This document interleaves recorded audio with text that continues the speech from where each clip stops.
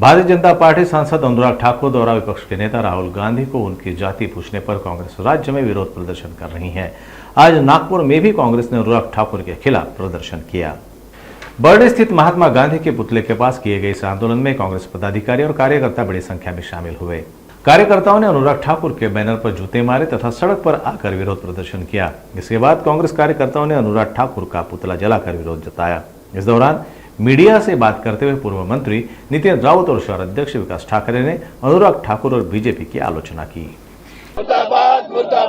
या ठिकाणी लोकसभेमध्ये जेव्हा प्रतिपक्षाचे विरोधी पक्षाचे नेते श्री राहुल गांधी यांनी जनगणनेची मागणी या देशामध्ये केली तेव्हा त्या ठिकाणी त्यांना त्यांची जात विचारण्यात आली। मला आठवतं की संत कबीरदास म्हणतात कि जाति न पूछो पूछ लीजिए ज्ञान, मोल करो तलवार का पड़ी रहने दो म्यान। या ठिकाणी जे ज्ञान आहे आमचं त्याविषयीची माहिती विचारली पाहिजे, परंतु या ठिकाणी जाती विचारली जाते। एक प्रकारे या देशातली सरकार नरेंद्र मोदीच्या अधिपत्याखाली असलेली सरकार या देशातलं संविधान मानत नाही। या मनुस्मृतीला त्या ठिकाणी वाढ देऊन मनुस्मृतीमध्ये जे वर्णव्यवस्था दिलेली आहे त्याचं समर्थन करतायत। त्यांनी स्वतः अनुराग ठाकूरने जे जाती विचारली त्याचं समर्थन ट्विट करून केलं। याच्यापेक्षा मोठी दुर्दैवी घटना कोणी असू शकते आणि त्यासाठी शहर काँग्रेस कमिटी या ठिकाणी आंदोलन करत आहे। त्या घटनेचा या ठिकाणी निषेध करतायत।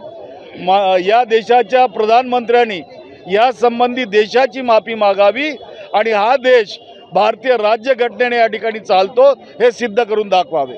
काल आपण लोकसभेमध्ये पाहिलं असेल की नरेंद्र मोदी आणि त्यांच्या सहकाऱ्यांनी राहुलजींना जात विचारण्याचा प्रयत्न केला आणि यावरून तुम्हाला दिसून येईल की भारतीय जनता पार्टीची नरेंद्र मोदीची मानसिकता काय आहे।